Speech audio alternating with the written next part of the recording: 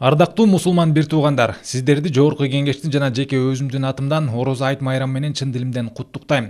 12 айда бир келген Орозо айы адамзатты кең пейилдикке, сабырдуулукка үндөгөн куттуу ай. Таңдан кечке тамактануудан гана баш тартпастан, ыйык айда ыйманды толтуруп, жан дүйнөнү арулатуу негизги максаттардан. Айрыкча Орозодо кайрымдуулукка басым жасалып, колдоого муктаж болгон инсандарыбызга жардам колун узатуу ыйык парыздардын бири болуп саналат.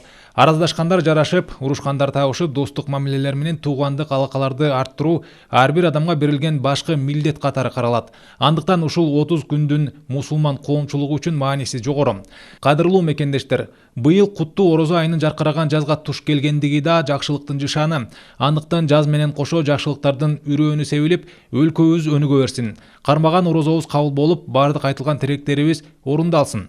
Мамлекетибиз алдыга жылып башталган иштерибиз ийгиликтер менен коштолсун. Диндер аралык алака чыңдалып, улуттар ортосундагы ынтымак бекемделе берсин. Дүйнөдө тынчтык орноп, Кыргызстаныбызда жакшылыктар көп болсун. Кечиримдүүлүк менен кең пейилдик жарандарыбызды жалангана жакшылыктарга жетелеп, араздашкандар азайсын. Кампабыз данга, өрүшүбүз малга толсун.